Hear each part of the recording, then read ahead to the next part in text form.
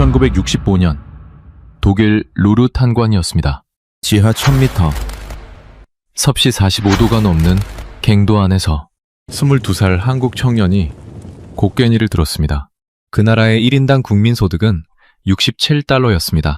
봄마다 쌀독이 바닥났고 소나무 껍질을 벗겨 연명하던 나라였습니다. 그런데 지금 그 나라 없이는 세계가 멈춥니다. 인공지능도, 원전도, 전쟁도 한국 없이는 안 됩니다. 미국이 절대 불가능하다고 했습니다. 세계은행이 절대 안 된다고 했습니다.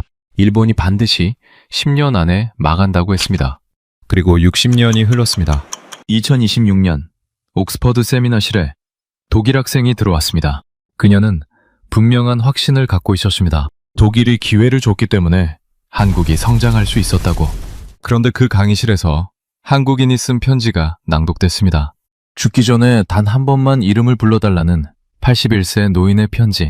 아이 돌반지를 나라에 바친 어머니의 고백. 끝내 역사에 기록되지 못한 선장의 분노. 그 편지들이 결국 독일 학생을 무너뜨렸습니다. 그녀는 마지막 말, 떨리는 목소리로 말했습니다. 독일인으로서 난생 처음 부끄러웠다고. 도대체 왜 그 말이 나왔는지 지금부터 그 8번의 기록을 공개합니다. 구독과 좋아요, 댓글에 대한민국 최고로 응원해주세요. 안녕하세요. 저는 윌리엄 파커입니다. 옥스퍼드 현대사학과에서 현대경제사를 가르치고 있습니다. 전직 영국 외무부 경제자문관이었고 지금은 한 가지 질문을 20년째 붙들고 있습니다. 왜 한국만 설명이 안 되는가? 오늘부터 여러분과 그 답을 함께 찾아가겠습니다. 2026년 6월 옥스퍼드의 여름은 장미 냄새로 시작됩니다. 세미나실 창문 밖으로 붉은 장미들이 돌벽을 타고 올라와 있었습니다. 햇살이 비스듬하게 들어오는 오후였습니다. 여름학기 마지막 주. 캠퍼스 전체가 들떠 있었습니다. 세미나실 안은 달랐습니다. 독일 연방경제부 장학생 레나 밀러가 맨 앞줄에 앉아 있었습니다. 25살. 베를린 훔볼트 대학교 경제학과를 수석으로 졸업한 뒤 이 자리까지 온 사람이었습니다. 노트를 펼쳐놓고 펜을 손에 쥔 채 저를 기다리고 있었습니다. 표정이 단단했습니다. 배우러 온 사람이 아니라 검증하러 온 사람의 표정이었습니다. 저는 가방을 내려놓고 칠판 앞으로 걸어갔습니다. 아무 말 없이 분필을 집었습니다. 숫자 하나를 적었습니다. 67달러. 그게 전부였습니다. 설명도 맥락도 없이. 그리고 돌아서서 강의실을 천천히 둘러봤습니다. 어느 나라의 1953년 1인당 국민소득인지 아는 사람 있습니까? 침묵이 흘렀습니다. 아무도 손을 들지 않았습니다. 레나가 먼저 입을 열었습니다. 아프리카 최빈국입니까? 고개를 저었습니다. 레나의 눈썹이 살짝 올라갔습니다. 그러면 동남아시아 어딘가입니까? 1950년대면 식민지에서 막 독립한 나라들이 많았으니까요. 또 고개를 저었습니다. 저는 아무 말 없이 칠판에 두 번째 숫자를 적었습니다. 1880억 달러. 그리고 말했습니다. 이게 같은 나라의 2026년 반도체 수출 전망치입니다. 세미나실이 얼어붙었습니다. 레나가 손을 들었습니다. 교수님, 두 숫자가 같은 나라라고요? 그게 가능합니까? 저는 고개를 끄덕이며 칠판에 이름을 썼습니다. 대한민국. 레나가 잠시 멈췄습니다. 그리고 말했습니다. K-팝의 나라군요. 삼성 스마트폰. 물론 알고 있습니다. 하지만 교수님, 솔직히 말씀드리면 한국의 성장은 특수한 케이스입니다. 냉전이라는 특수한 상황에서 미국이 전략적으로 밀어준 나라잖습니까? 그리고 독일이 한국 젊은이들에게 일자리를 줬습니다. 그 외부의 도움이 없었다면 67달러에서 출발한 나라가 어떻게 여기까지 왔겠습니까? 일반화할 수 없는 사례입니다. 저는 그 말을 기다리고 있었습니다. 레나, 외부의 도움이 있었던 건 사실입니다. 그런데 한 가지 물어보겠습니다. 같은 시기에 같은 도움을 받은 나라들이 있었습니다. 지금 어디 있습니까? 저는 칠판에 이름들을 적었습니다. 가나, 필리핀, 말레이시아, 나이지리아. 1950년대 이 나라들은 한국과 비슷하거나 더 높은 출발선에 서 있었습니다. 특히 나이지리아는 1956년에 석유까지 발견됐습니다. 한국에는 없는 자원이었습니다. 미국의 영향권 아래 있었다는 점도 비슷했습니다. 그런데 지금 이 나라들의 1인당 국민 소득을 아십니까? 레나가 입술을 굳혔습니다. 저는 칠판의 숫자들을 차례로 적었습니다. 가나 2,200달러, 필리핀 3,900달러, 말레이시아 12,000달러, 나이지리아 2,100달러, 그리고 한국 33,000달러 같은 비가 내렸습니다. 그런데 어떤 밭에서는 수확이 나왔고 어떤 밭에서는 나오지 않았습니다. 비가 문제입니까? 밭이 문제입니까? 잠시 멈추고 말했습니다. 세계은행 보고서에는 기술이 있는지 자본이 있는지를 측정하는 칸이 있었습니다. 그런데 단 하나 측정하지 못한 칸이 있었습니다. 다시는 이런 꼴을 당하지 않겠다는 집착. 그 집착은 어떤 스프레드시트에도 들어가지 않습니다. 그래서 전문가들이 전부 틀렸습니다. 레나가 노트를 내려다봤습니다. 그러나 곧 고개를 들었습니다. 교수님, 그래도 한국은 단일민족 국가라는 특수성이 있습니다. 사회적 결속력이 남달랐던 거 아닙니까? 다민족 국가에는 적용이 안 되는 모델입니다.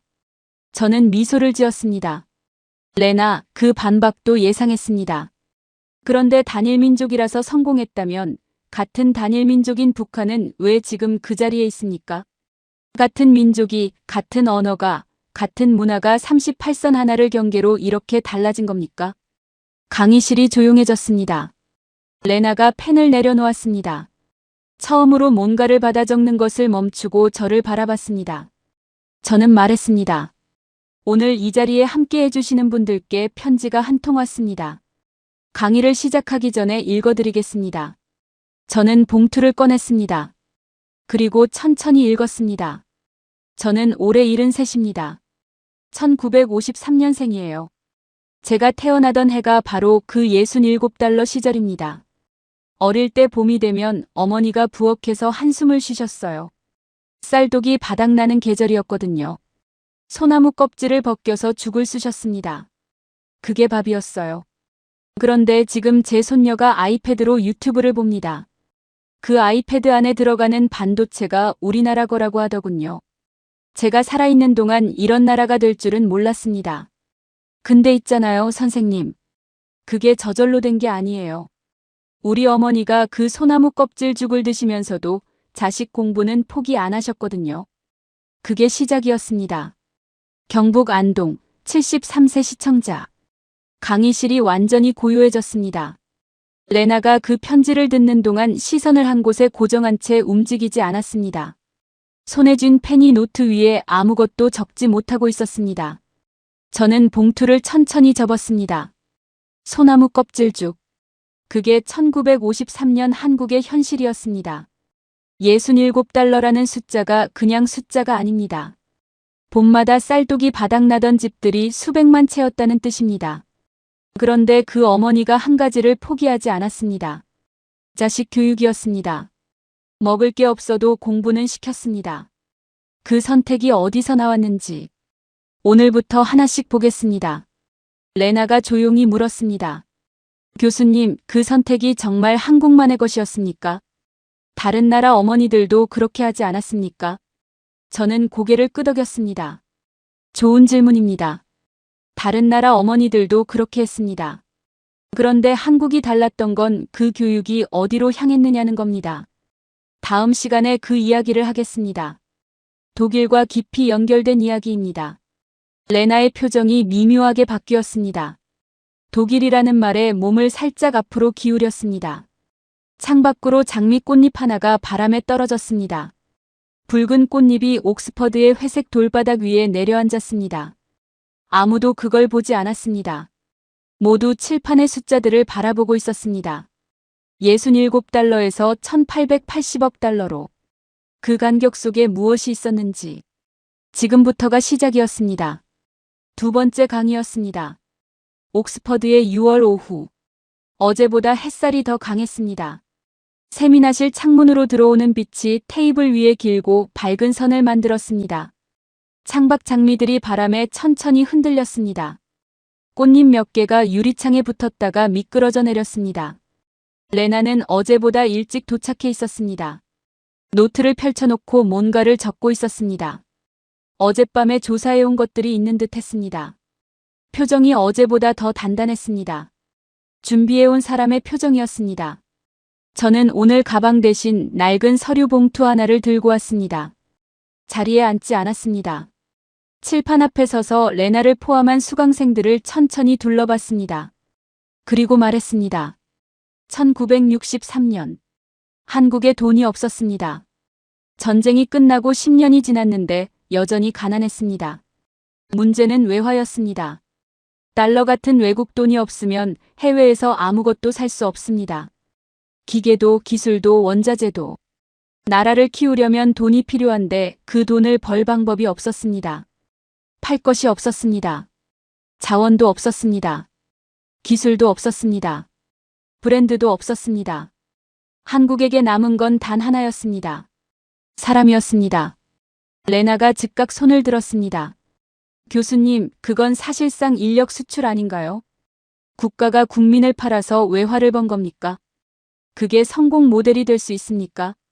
저는 레나를 바라봤습니다. 그렇게 볼 수도 있습니다. 당시 한국 정부도 그 선택이 부끄러웠습니다. 그런데 중요한 게 있습니다. 강제가 아니었습니다. 지원자가 모집 인원의 수십 배가 넘었습니다. 나라를 살리겠다고 스스로 손을 든 사람들이었습니다. 저는 서류 봉투를 열었습니다. 낡은 흑백 사진 한 장을 꺼내 칠판에 붙였습니다. 젊은 남자들이 줄을 서서 서류에 서명하는 장면이었습니다. 얼굴들이 하나같이 비장했습니다. 1963년입니다. 한국 젊은이들이 서독 탄광으로 떠나는 날입니다. 조건을 설명하겠습니다. 지하 1000m였습니다. 갱도 안온도는 섭씨 45도가 넘었습니다. 석탄 가루가 공기를 가득 채웠습니다. 숨을 들이쉬면 가슴이 타는 것 같았다고 합니다. 하루 8시간씩 곡괭이를 휘둘렀습니다. 사고로 목숨을 잃은 사람들도 있었습니다. 그리고 월급의 절반 이상은 한국으로 송금해야 했습니다. 레나가 조용히 듣고 있었습니다. 간호사들 이야기도 있습니다. 독일어를 배운 적 없는 여성들이 독일 병원으로 갔습니다. 손짓 발짓으로 환자를 돌봤습니다. 밤에는 독일어 교과서를 붙들었습니다.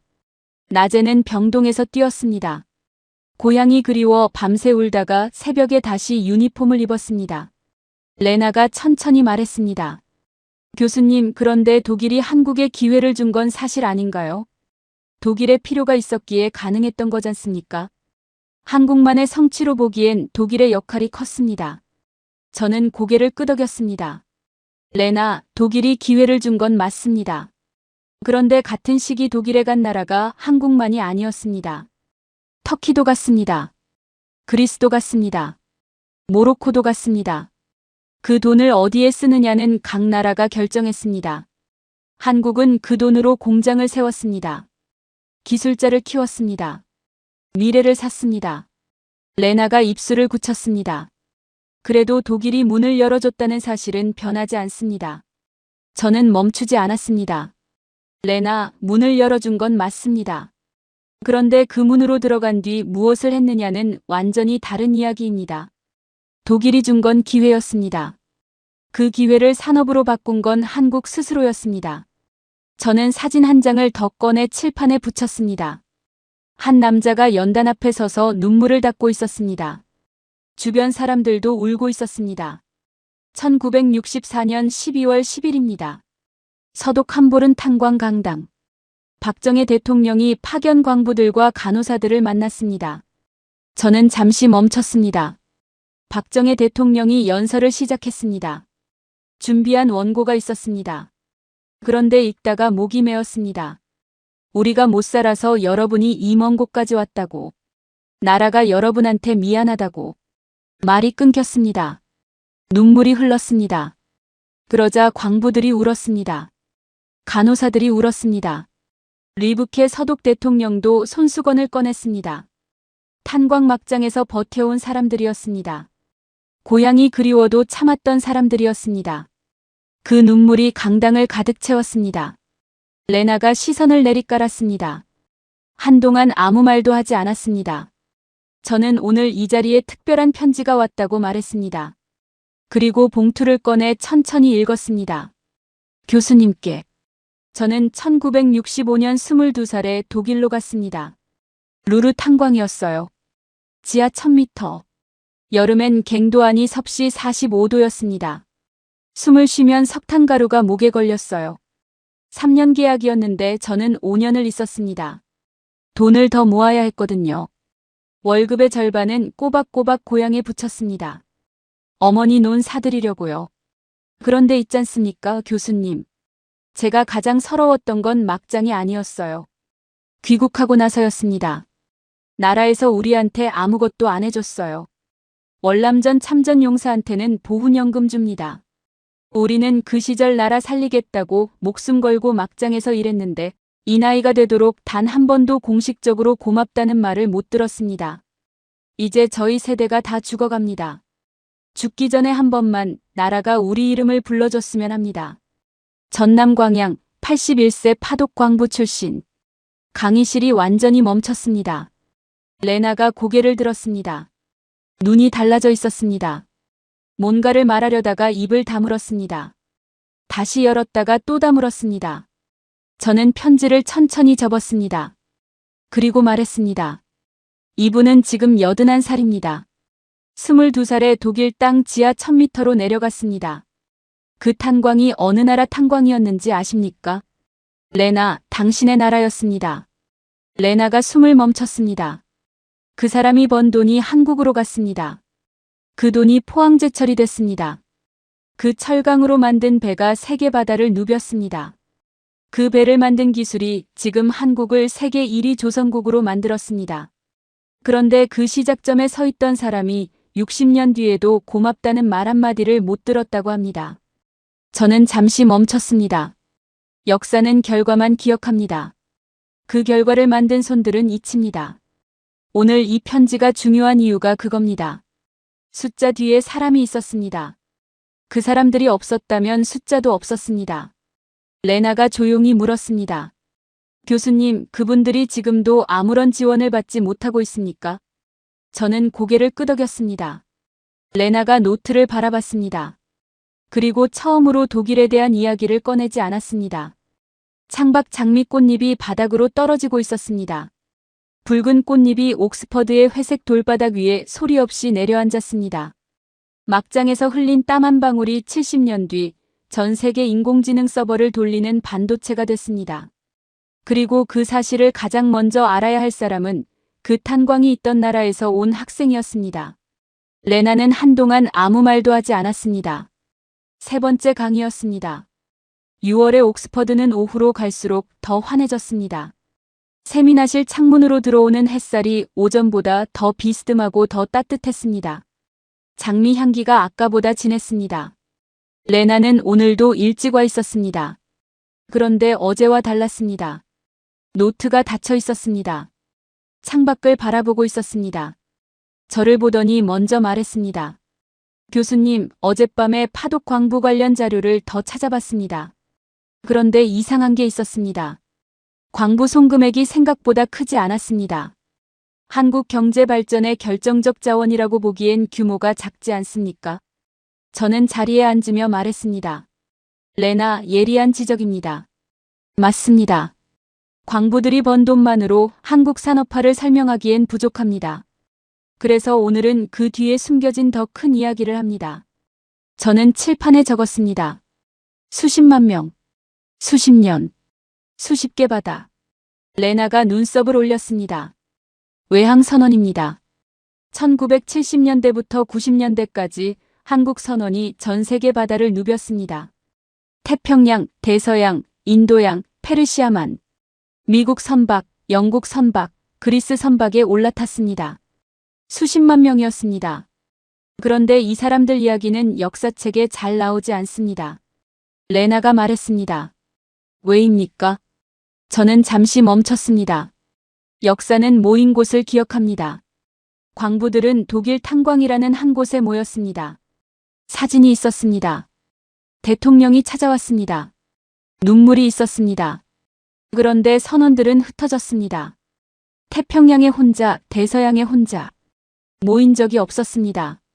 그래서 기억되지 않았습니다. 그런데 그들이 번 달러는 광부들보다 훨씬 많았습니다. 레나가 노트를 펼쳤습니다.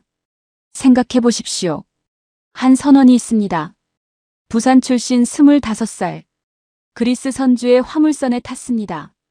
6개월 항해입니다. 가족을 못 봅니다. 명절도 배 위에서 보냅니다. 태풍이 오면 갑판에서 목숨을 걸고 버팁니다. 그리고 월급날이 되면 절반 이상을 고향으로 붙입니다. 어머니 약값, 동생 학비, 집 수리비. 그 돈이 한국으로 흘러들어왔습니다. 한 명이 아니었습니다. 수십만 명이 수십 년간 그랬습니다. 레나가 조용히 말했습니다. 그런데 교수님, 그건 개인적인 경제활동 아닌가요? 국가 전략이라고 보기엔 너무 분산돼 있지 않습니까? 저는 고개를 끄덕였습니다. 레나, 그게 오히려 더 놀라운 부분입니다. 강제가 아니었습니다. 지시가 아니었습니다. 수십만 명이 각자 다른 바다에서 각자 다른 배를 탔는데 전부 같은 방향으로 돈을 보냈습니다. 고향으로. 강이 바다로 가는 건 누가 시켜서가 아닙니다. 낮은 곳으로 흐르는 것이 강의 본성이듯 한국 사람들에게는 가족과 고향으로 돈을 보내는 것이 본성이었습니다. 그 본성이 강물처럼 모여 한국 산업화의 혈관이 됐습니다. 레나가 그 말을 노트에 받아 적었습니다. 오늘 편지가 왔습니다. 저는 봉투를 꺼냈습니다. 저는 1970년대부터 90년대까지 외항선을 탔습니다. 2만 톤급 선박 선장을 10여 년 했어요. 태평양, 대서양, 인도양을 다 다녔습니다. 그 시절 한국 선원이 수십만 명이었어요. 우리가 번 달러가 파독 광부보다 수십 배는 됩니다. 근데 방송에서는 늘 광부 이야기만 합니다. 우리 이야기는 없어요. 저는 그게 억울하다는 게 아닙니다. 다만 진실이 제대로 기록돼야 한다는 겁니다. 우리 선원들이 번 외화로 포항제철 세우고 경부고속도로 깔았습니다. 그 배들이 지금 한국을 세계 1위 조선국으로 만든 씨앗이기도 하고요. 역사는 정확해야 합니다. 희생한 사람들의 이름이 제대로 불려야 합니다. 부산 71세 전직 외항선 선장. 강의실이 조용해졌습니다. 레나가 편지를 듣는 동안 펜을 내려놓았습니다. 그리고 편지가 끝난 뒤에도 한동안 아무 말도 하지 않았습니다. 저는 봉투를 접지 않고 테이블 위에 올려놓았습니다. 그리고 말했습니다. 71세. 선장이었던 사람입니다. 수십 년을 바다에서 보냈습니다. 자신의 이야기가 역사에서 지워졌다는 걸 압니다. 그런데 억울하다고 하지 않았습니다.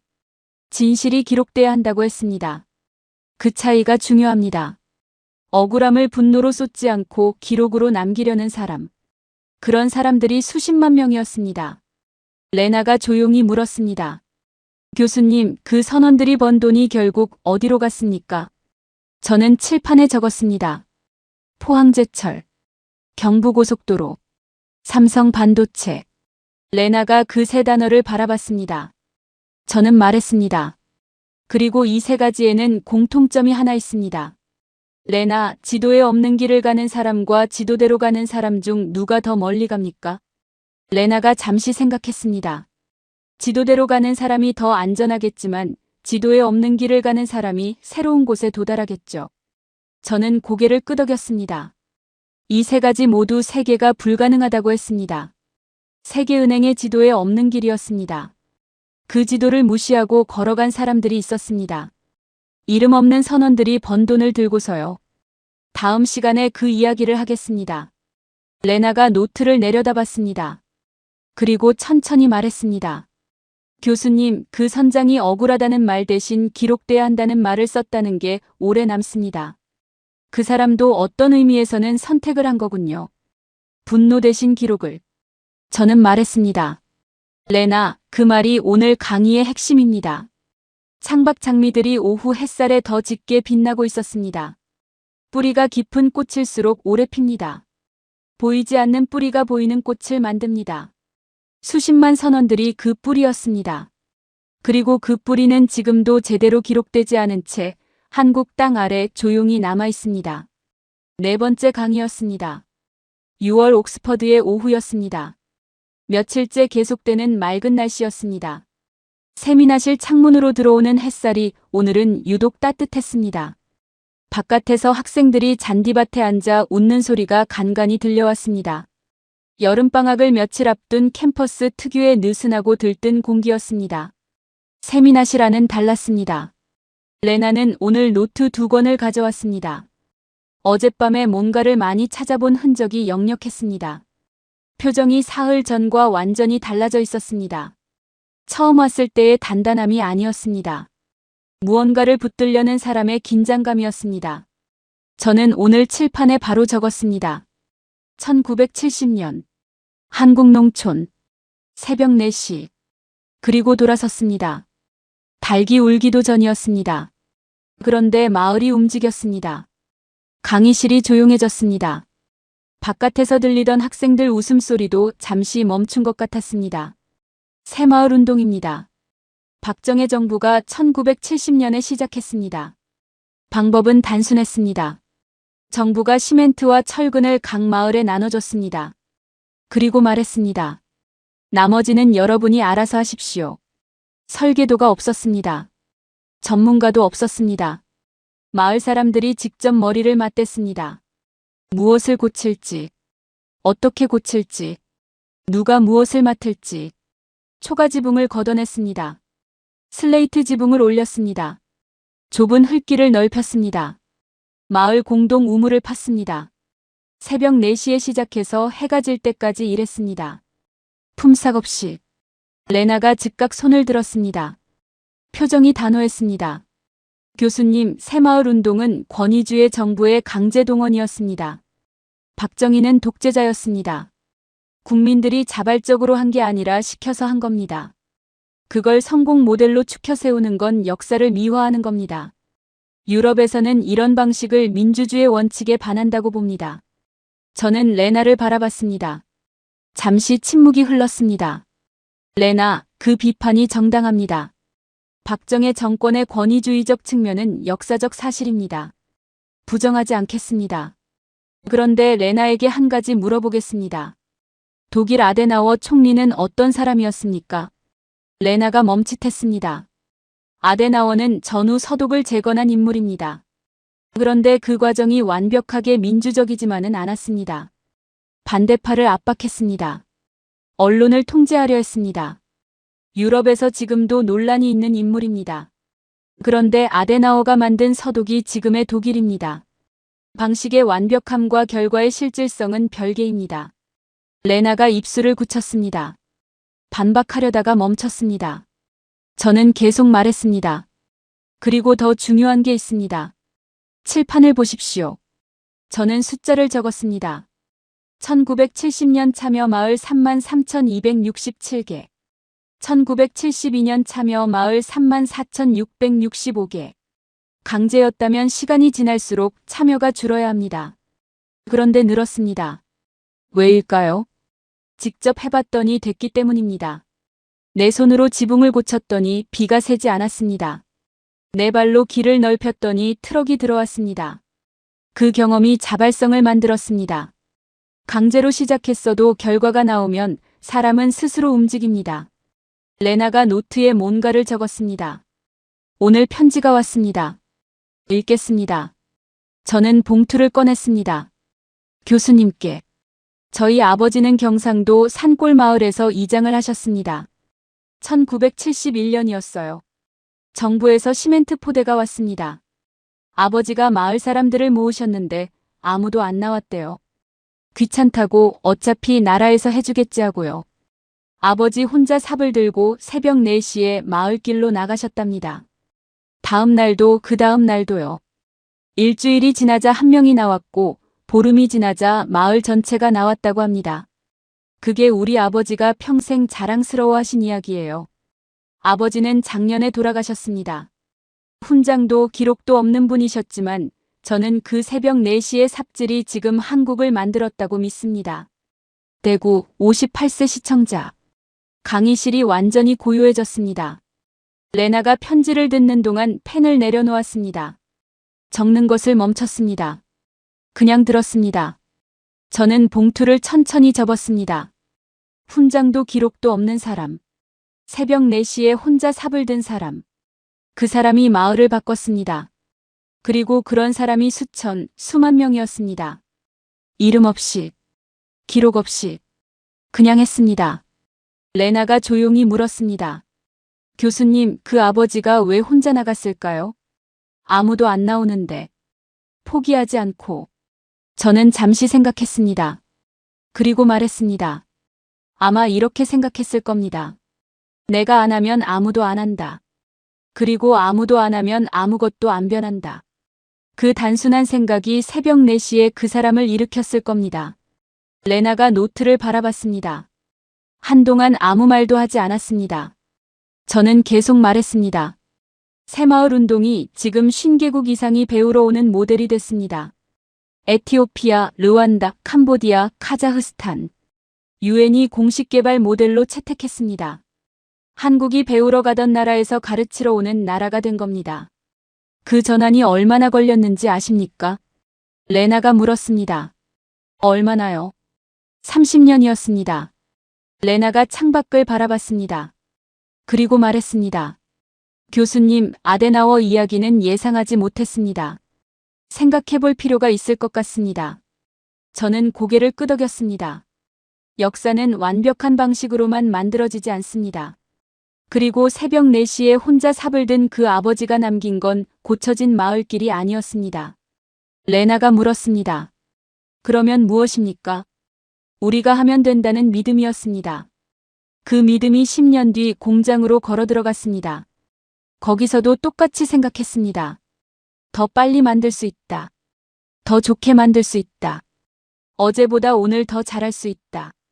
새벽 4시의 기억이 반도체 공장 안으로 걸어 들어간 겁니다. 레나가 펜을 집었습니다. 그리고 노트에 천천히 적었습니다. 저는 그 모습을 바라봤습니다. 사흘 전 검증하러 온 표정은 이미 없었습니다. 지금 레나는 뭔가를 이해하려는 사람의 얼굴을 하고 있었습니다. 창밖 잔디밭에서 놀던 학생들이 자리를 정리하기 시작했습니다. 해가 기울고 있었습니다. 장미 향기는 여전했습니다. 그런데 그 향기가 처음과 달랐습니다. 무겁고 깊었습니다. 새벽 4시에 혼자 삽을 든 사람의 이름은 어디에도 없습니다. 그런데 그 새벽이 쌓여서 지금의 한국이 됐습니다. 기록되지 않은 것들이 역사를 만드는 경우가 있습니다. 한국이 그랬습니다. 5번째 강의였습니다. 6월 옥스퍼드. 오늘은 아침부터 구름이 조금 끼어 있었습니다. 며칠째 계속되던 강한 햇살이 잠시 숨을 고르는 날이었습니다. 세미나실 창문으로 들어오는 빛이 어제보다 부드러웠습니다. 장미들은 여전히 피어 있었지만 꽃잎 끝이 조금씩 갈색으로 물들기 시작했습니다. 가장 화사했던 것들이 지기 시작하는 시간이었습니다. 레나는 오늘 가장 일찍 와 있었습니다. 노트가 이미 펼쳐져 있었습니다. 어젯밤에 적어온 것들이 빽빽했습니다. 저를 보더니 먼저 말했습니다. 교수님, 어젯밤에 새마을 운동 자료를 더 찾아봤습니다. 유엔 개발 보고서까지 읽었어요. 그런데 한 가지 이해가 안 됩니다. 새마을 운동이 농촌을 바꾼 건 알겠는데 그게 어떻게 반도체 산업으로 연결됩니까? 너무 먼 이야기 아닌가요? 저는 자리에 앉으며 말했습니다. 레나, 오늘 강의가 끝나면 그 질문의 답이 나올 겁니다. 그런데 그 전에 먼저 봐야 할 게 있습니다. 한국이 반도체를 만들기 전에 반드시 넘어야 했던 나라가 있었습니다. 레나가 몸을 앞으로 기울였습니다. 저는 칠판에 적었습니다. 1910년 8월 29일. 그리고 돌아섰습니다. 이 날짜가 무슨 날인지 아십니까? 레나가 생각하더니 말했습니다. 한일 병합조약이 체결된 날 아닌가요? 저는 고개를 끄덕였습니다. 맞습니다. 그날 대한민국이 지도에서 사라졌습니다. 일본 땅이 됐습니다. 그리고 36년간 이어졌습니다. 이름을 빼앗겼습니다. 한국 사람들은 일본식 이름을 써야 했습니다. 언어를 빼앗겼습니다. 학교에서 한국어를 가르치지 못했습니다. 쌀을 빼앗겼습니다. 한국에서 수확한 쌀이 일본으로 실려갔습니다. 한국 사람들이 굶는 동안 쌀배가 항구를 떠났습니다. 젊은이들을 빼앗겼습니다. 탄광으로 전쟁터로 끌려갔습니다. 임금 한 푼 받지 못한 채 레나가 조용히 말했습니다. 교수님, 독일도 폴란드를 점령했습니다. 프랑스를 점령했습니다. 그 잘못을 우리는 인정하고 배상했습니다. 일본은 어떻습니까? 저는 레나를 바라봤습니다. 레나, 그게 오늘 강의의 핵심입니다. 1945년 해방 당일 일본은 한국의 공장들에서 핵심 기계와 설계도를 가져갔습니다. 기술자들을 데려갔습니다. 빈 껍데기만 남겼습니다. 그리고 생각했습니다. 우리 없이는 아무것도 못할 것이라고. 그 이후에도 일본은 기술을 가르쳐 주지 않았습니다. 부품을 팔되 만드는 법은 알려주지 않았습니다. 핵심 소재를 팔되 제조 공법은 숨겼습니다. 한국을 영원한 하청국으로 묶어두려 했습니다. 레나가 말했습니다. 그러면 한국은 어떻게 기술을 얻었습니까? 저는 칠판에 적었습니다. 독학. 일본 기술자들을 개인적으로 접촉했습니다. 해외 논문을 모두 구해 읽었습니다. 실패를 반복하며 직접 깨쳤습니다. 그리고 결정적인 연료가 있었습니다. 분노였습니다. 36년간 빼앗겨 본 나라의 분노. 다시는 이런 꼴을 당하지 않겠다는 집착. 분노를 정치로만 쏟으면 싸움이 됩니다. 기술로 쏟으면 산업이 됩니다. 한국은 그 분노를 기술로 쏟았습니다. 오늘 편지가 왔습니다. 저는 봉투를 꺼냈습니다. 저희 할아버지는 징용으로 끌려가셨습니다. 일본 탄광이었어요. 해방되고 돌아오셨는데 임금을 한 푼도 못 받으셨대요.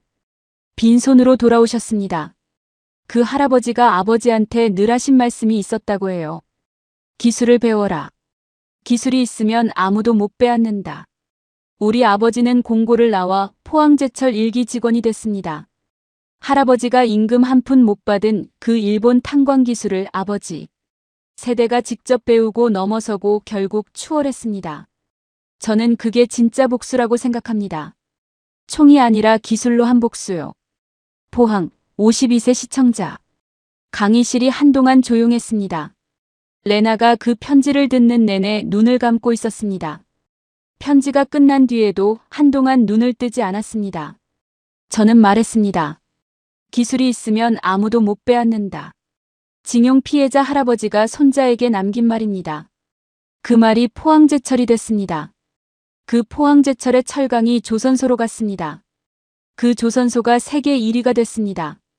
할아버지의 한마디가 70년을 흘러서 세계를 바꿨습니다. 레나가 눈을 떴습니다. 그리고 말했습니다. 교수님, 그러면 2019년 일본이 반도체 소재 수출을 막은 건 그 연장선이었군요. 저는 고개를 끄덕였습니다. 정확합니다. 2019년 일본이 마지막 카드를 꺼냈습니다. 반도체 핵심 소재 3가지 수출을 막았습니다. 포토레지스트, 불화수소, 플루오린 폴리이미드. 이 3가지 없이는 반도체를 만들 수 없었습니다.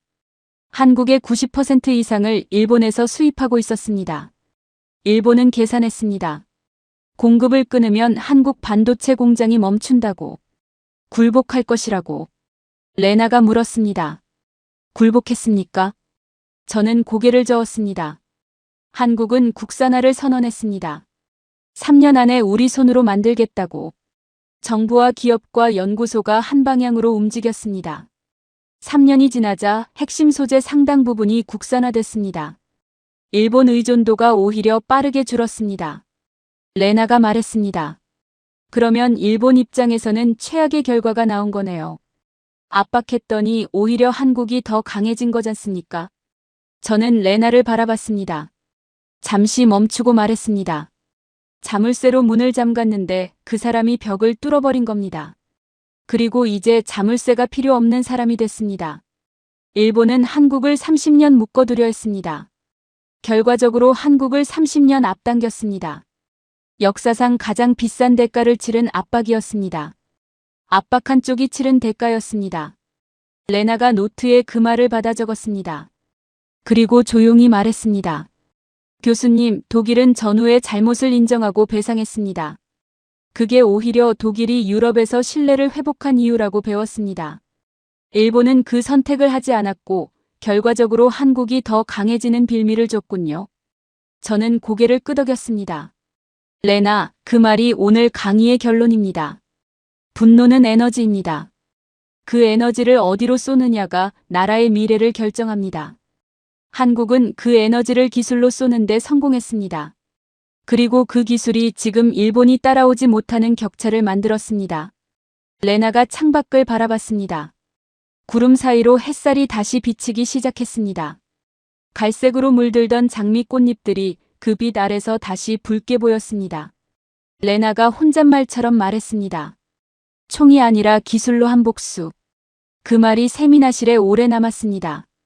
6번째 강의였습니다. 6월 옥스퍼드. 오늘은 아침부터 흐렸습니다. 며칠간 계속되던 맑은 날씨가 드디어 무너지는 날이었습니다. 창문으로 들어오던 햇살이 없었습니다. 세미나실이 평소보다 어두웠습니다. 장미들은 여전히 피어 있었지만 빛이 없으니 색이 달랐습니다. 붉은 장미가 어두운 빨간색으로 보였습니다. 레나는 오늘도 일찍 와 있었습니다. 그런데 오늘은 노트가 닫혀 있었습니다. 두 손을 테이블 위에 모은 채 창밖을 바라보고 있었습니다. 저를 보더니 말했습니다. 교수님, 어젯밤에 2019년 일본 소재 규제 자료를 더 찾다가 1997년 이야기가 계속 나왔습니다. IMF. 오늘이 그 이야기입니까? 저는 자리에 앉았습니다. 오늘은 서지 않았습니다. 1997년 11월 21일. 레나가 조용히 말했습니다. 한국이 IMF에 구제금융을 요청한 날이군요. 맞습니다. 그날 한국 정부는 국제통화기금에 공식으로 손을 들었습니다. 외환 보유고가 바닥났습니다. 달러가 없으면 해외 빚을 갚을 수 없습니다. 기업들이 연쇄부도 직전이었습니다. 강대국들이 말했습니다. 한국 경제가 회복하려면 10년은 걸릴 것이라고. 레나가 말했습니다. IMF 구제금융 조건이 굴욕적이었겠군요. 경제 주권을 사실상 내놓는 거잖습니까? 저는 고개를 끄덕였습니다. 기업 구조 조정, 금융 개혁, 노동시장 유연화. 외부에서 경제 구조를 강제로 바꾸는 겁니다. 그런데 레나, 나라가 굴욕을 당하는 순간에 국민들이 어떻게 반응하는지가 그 나라의 진짜 얼굴입니다. 한국 국민들이 한 일이 있었습니다. 레나가 몸을 앞으로 기울였습니다. KBS 방송국이 1997년 12월 금 모으기 운동을 시작했습니다. 나라가 어렵다. 외화가 필요하다. 금을 가져와 달라고 방송했습니다. 강제가 아니었습니다. 그냥 방송 한 번 했습니다. 다음 날 새벽부터 사람들이 줄을 섰습니다. 어머니들이 장롱을 열었습니다. 결혼 반지를 빼서 상자에 담았습니다. 할머니들이 평생 간직해온 금비녀를 꺼냈습니다. 그리고 한 할머니가 있었습니다. 한국 전쟁 때 전사한 남편의 유일한 유품이 금반지였습니다. 40년 넘게 간직해온 것이었습니다. 그 반지를 가져왔습니다. 레나의 눈이 달라졌습니다. 350만 명이 참여했습니다. 금 227톤. 21억 달러. 3개월 만에. 레나가 즉각 말했습니다. 교수님, 경제적으로 합리적이지 않습니다. 개인이 금을 내놓아도 돌아오는 이익이 없잖습니까? 그리고 솔직히 말씀드리면 방송 한 번에 350만 명이 움직인다는 게 믿기지 않습니다. 집단적 동원이 있었던 거 아닙니까? 사회적 압력이요. 저는 레나를 바라봤습니다. 레나, 좋은 반박입니다. 그런데 사회적 압력이었다면 왜 할머니가 전사한 남편의 유품까지 가져왔겠습니까? 그건 압력으로 설명이 안 됩니다. 그리고 경제학으로도 설명이 안 됩니다. 그런데 한 가지로 설명이 됩니다. 레나가 물었습니다. 무엇입니까? 나라가 내 것이라는 감각입니다. 그 감각이 어디서 왔는지 아십니까? 36년간 나라를 빼앗겨 본 기억에서 왔습니다. 나라가 없으면 어떻게 되는지 뼈에 새겨진 사람들이었습니다. 그래서 계산이 나오지 않아도 반지를 뺐습니다. 오늘 편지가 왔습니다. 저는 봉투를 꺼냈습니다. 교수님께. 1997년 12월, 저는 31살이었습니다. 아이가 돌이 막 지났을 때예요. 남편이 다니던 회사가 부도났습니다. 우리한테 있는 거라고는 돌잔치 때 받은 아이 돌반지뿐이었어요. 금모으기 운동 소식을 뉴스에서 봤습니다. 솔직히 처음엔 망설였어요. 아이 거잖아요. 그런데 밤새 생각하다가 새벽에 남편을 깨웠습니다. 우리 이거 가져가자고요. 다음날 아침 줄이 너무 길어서 2시간을 기다렸습니다. 앞에는 70대 할머니가 계셨는데 보자기에 뭔가를 잔뜩 싸우셨더라고요. 뭐냐고 여쭤봤더니 돌아가신 영감 유품이라고 하셨어요. 625대 전사하신 분이라고. 그 말을 듣는 순간 저도 모르게 눈물이 났습니다. 우리 아이 돌반지가 부끄럽지 않았습니다. 인천 59세 시청자. 강의실이 완전히 멈췄습니다. 레나가 편지를 듣는 동안 눈을 감았습니다. 편지가 끝난 뒤에도 한동안 눈을 뜨지 않았습니다. 저는 봉투를 천천히 접었습니다. 625대 전사한 남편의 반지. 40년 넘게 간직한 유품. 그걸 꺼낸 할머니 앞에서 아이 돌반지를 가져온 31살 어머니가 부끄럽지 않았다고 했습니다. 부끄럽지 않았던 게 아닙니다. 그 할머니 덕분에 용기가 났던 겁니다. 그 용기가 350만 명이었습니다. 레나의 눈이 붉어졌습니다. 저는 계속 말했습니다. 결과를 보겠습니다. 한국은 IMF 구제금융을 예정보다 3년 일찍 갚았습니다. 2001년이었습니다. 강대국들이 10년은 걸릴 것이라고 했던 그 빚을 3년 만에 갚았습니다. 세계 경제사 유일한 기록입니다. 레나가 조용히 물었습니다. 어떻게 가능했습니까? 저는 말했습니다. 반도체, 자동차, 조선. 위기 속에서도 이 3가지 전략 산업은 포기하지 않았습니다. 구조 조정을 하면서도 핵심 기술 인력은 지켰습니다. 빚을 갚으면서 동시에 미래를 샀습니다. 생각해 보십시오. 집이 불탔습니다. 2가지 선택이 있습니다. 불을 끄는 데만 집중하거나 불을 끄면서 동시에 더 튼튼한 집의 설계도를 그리거나. 한국은 후자를 했습니다.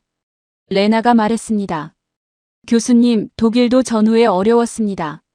그런데 금모으기 같은 일은 없었습니다. 이 차이가 어디서 나오는 겁니까? 저는 레나를 바라봤습니다. 독일은 전쟁에서 졌습니다. 그 패배가 독일 국민들에게 나라를 다시 생각하게 만들었습니다. 그런데 한국은 달랐습니다. 한국은 아무 잘못 없이 빼앗겼습니다. 36년을. 그 억울함이 나라를 더 꽉 붙들게 만들었습니다. 잃어봤기 때문에 더 강하게 쥔 겁니다. 레나가 창밖을 바라봤습니다. 흐렸던 하늘에서 빗방울이 한두 방울 떨어지기 시작했습니다. 장미들이 빗방울을 맞았습니다. 레나가 작은 목소리로 말했습니다. 잃어봤기 때문에 더 강하게 준다. 그 감각을 잃어보지 않은 나라는 가질 수 없는 거군요. 저는 아무 말도 하지 않았습니다. 레나가 스스로 답을 찾은 순간이었습니다. 빗속에서 장미들이 더 곧게 서 있었습니다. 비를 맞았는데 더 강해진 것들이었습니다. 7번째 강이었습니다. 6월 옥스퍼드. 어제 내리던 비가 밤새 캠퍼스를 씻었습니다.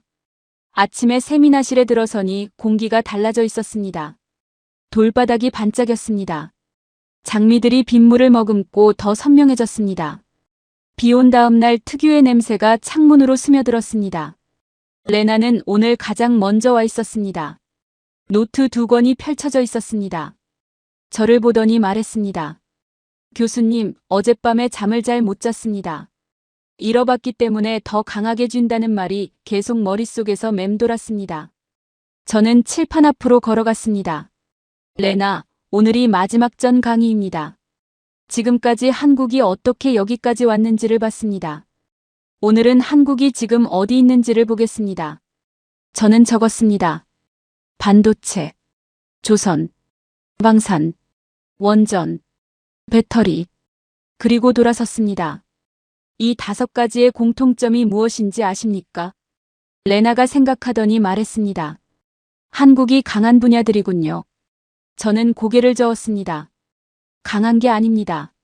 없으면 세계가 멈추는 분야들입니다. 반도체부터 보겠습니다.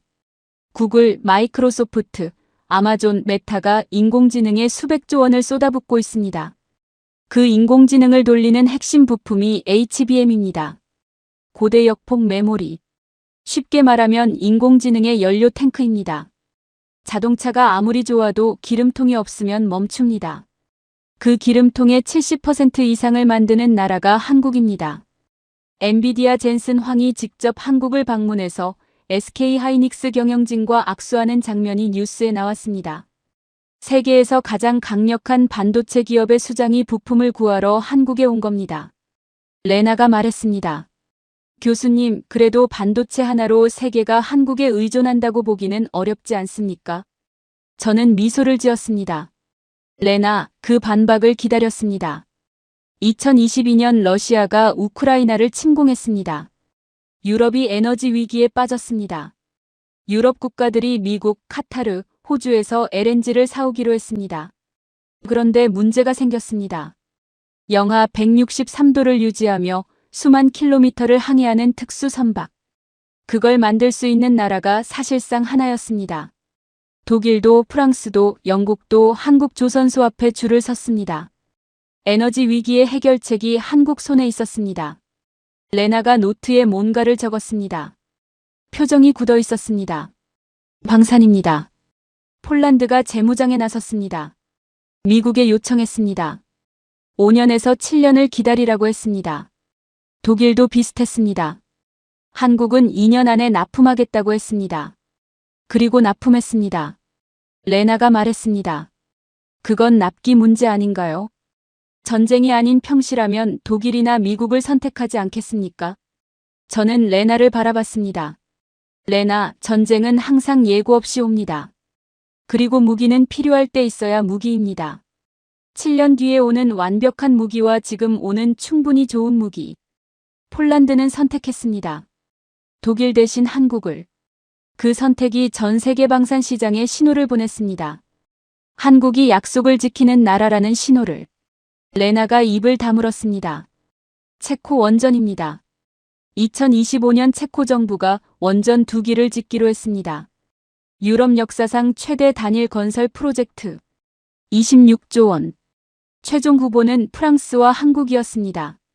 레나가 즉각 말했습니다. 교수님, 그건 정치적 이유가 있다고 봅니다. 프랑스는 수십 년간 유럽 에너지 정책의 핵심이었습니다. 체코는 EU 회원국이고요. 같은 유럽을 두고 한국을 선택한 건 기술 경쟁만으로 설명이 안 됩니다. 그리고 솔직히 말씀드리면 프랑스가 원전 기술에서 한국보다 뒤처진다고 생각하지 않습니다. 저는 칠판으로 걸어갔습니다. 레나, 데이터로 보겠습니다. 핀란드 올킬로오토 프랑스 수주. 완공 예정 2009년. 실제 완공 2023년. 14년 지연. 영국 힌클리 포인트시 프랑스 수주. 비용 당초의 3배 초과. 완공 미정. UAE 바라카 한국 수주. 완공 예정 2020년. 실제 완공 2020년. 납기 100%. 저는 돌아서서 레나를 바라봤습니다. 레나, 지도가 아무리 정확해도 목적지에 도착 못하면 의미가 없습니다. 프랑스는 뛰어난 설계를 가졌습니다. 그런데 완공을 못합니다. 한국은 약속한 날에 켭니다. 체코는 그 차이를 선택했습니다. 정치가 아니라 신뢰였습니다. 레나의 얼굴이 붉어졌습니다. 입을 열었다가 닫았습니다. 반박할 말이 없었습니다. 오늘 편지가 왔습니다. 저는 봉투를 꺼냈습니다. 저는 한국전력 해외사업팀에서 일했습니다. UAE 바라카 원전 현장에도 있었어요. 그 시절 외국 바이어들이 우리를 보는 눈이 있었습니다. 처음엔 의심이었어요. 정말 이 나라가 원전을 짓겠다고? 그런데 납기 맞추고 품질 나오고 예산 안에 끝내고 나니까 눈빛이 달라지더라고요. 체코 원전 수주 소식 들었을 때 저 혼자 사무실에서 울었습니다. 우리가 처음 해외 원전 수주 도전한다고 했을 때 내부에서도 말리는 사람이 많았거든요. 그때 포기했으면 체코도 없었습니다. 끝까지 가는 게 맞았습니다. 서울 54세 전직 한국전력 직원. 레나가 그 편지를 듣는 동안 칠판의 숫자들을 바라봤습니다. 핀란드 14년 지연. 한국 납기 100%. 그 숫자들과 편지 속 목소리가 겹치는 표정이었습니다. 저는 말했습니다. 체스를 아십니까? 퀸이 가장 중요한 이유는 어느 방향으로든 움직일 수 있기 때문입니다. 한국은 경제에서 퀸이 됐습니다. 반도체가 없으면 AI가 없습니다. 조선이 없으면 에너지를 못 옮깁니다. 방산이 없으면 동맹을 지킬 수 없습니다. 원전이 없으면 탈탄소를 못합니다. 어느 방향을 막아도 한국이 필요합니다. 레나가 칠판을 바라봤습니다. 그리고 조용히 말했습니다. 교수님, 캐나다 잠수함 사업은 어떻게 됩니까? 독일과 한국이 최종 경쟁 중이라고 들었습니다. 저는 레나를 바라봤습니다. 지난달 한국 해군 잠수함 도산 안창호함이 태평양을 횡단했습니다. 14,000km. 보급도 없이 수리도 없이 캐나다 해군 기지에 직접 들어가서 실제 통신 훈련을 마쳤습니다. 독일은 서류를 냈습니다. 한국은 잠수함을 보냈습니다. 레나가 펜을 내려놓았습니다. 그리고 오랫동안 창밖을 바라봤습니다. 그리고 마지막으로 말했습니다. 1950년대에 미국이 한국을 만성적 원조 수혜국이라고 했습니다.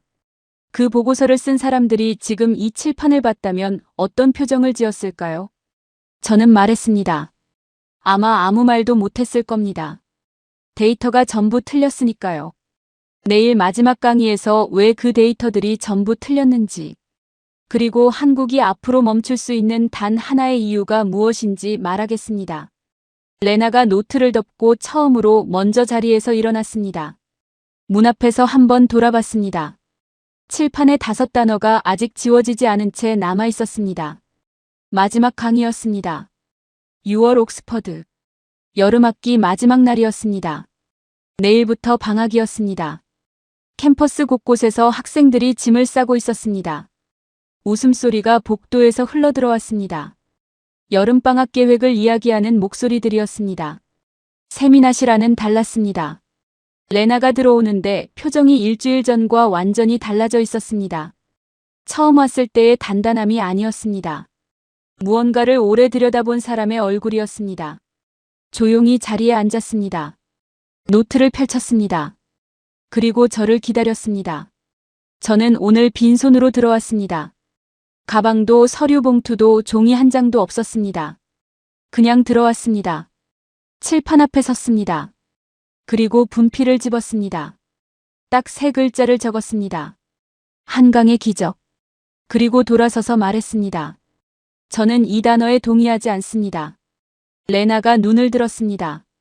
기적은 설명이 안 되는 일입니다. 그런데 한국의 성장은 전부 설명이 됩니다. 독일 탄광에서 흘린 땀. 새벽 4시에 혼자 삽을 든 손. 결혼 반지를 빼서 나라에 바친 국민들.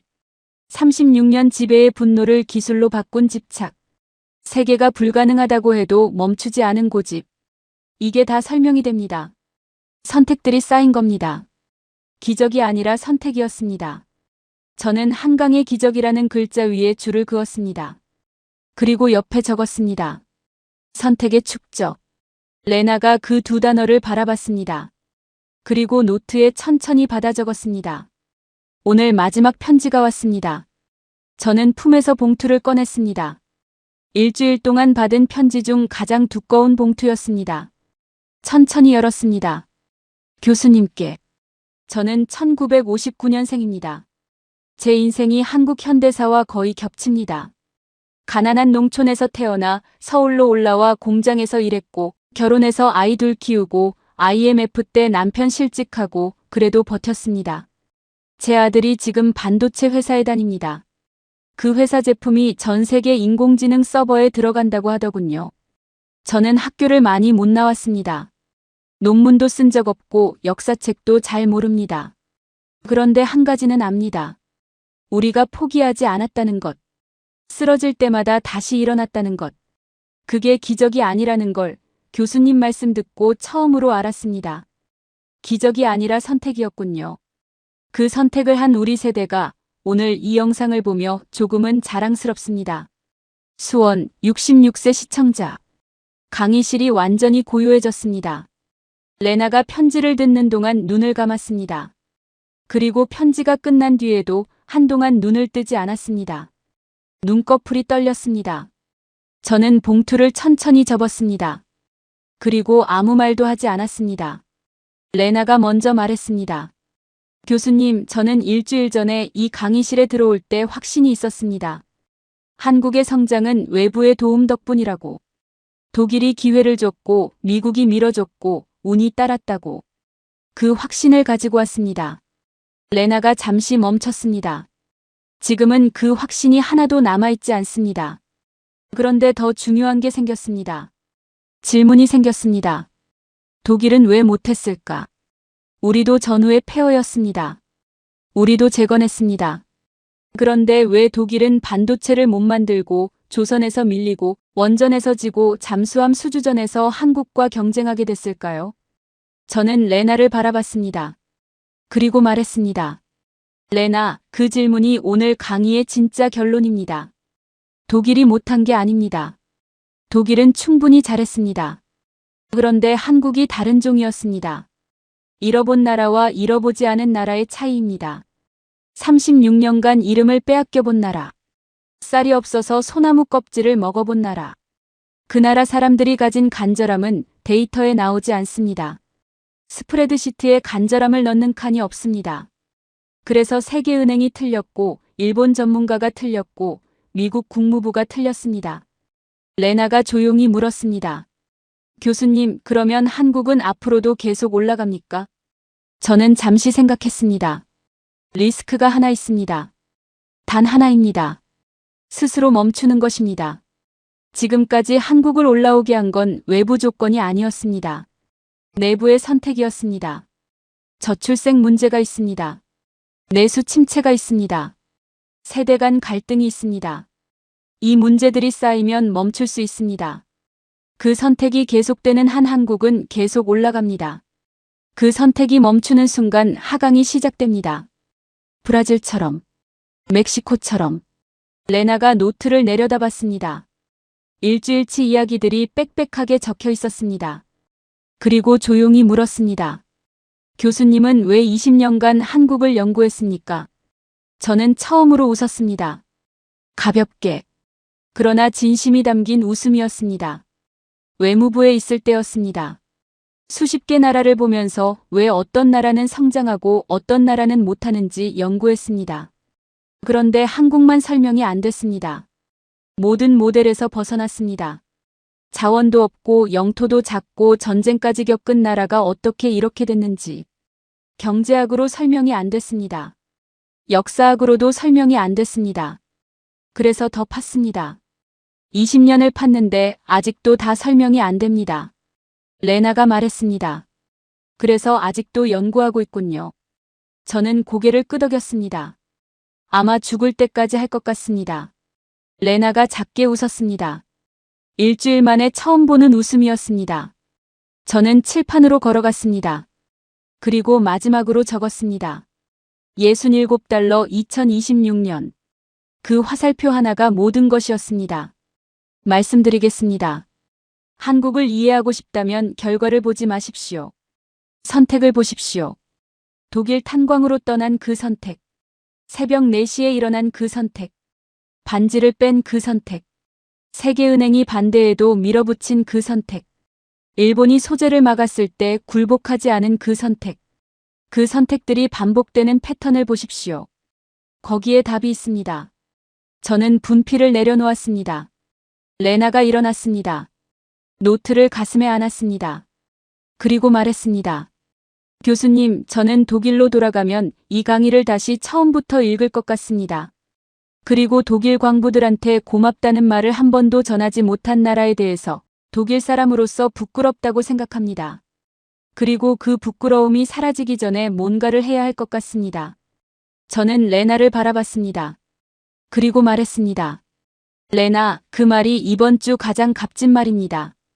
레나가 고개를 끄덕이고 문을 향해 걸어갔습니다. 문 앞에서 한 번 멈췄습니다. 칠판을 돌아봤습니다.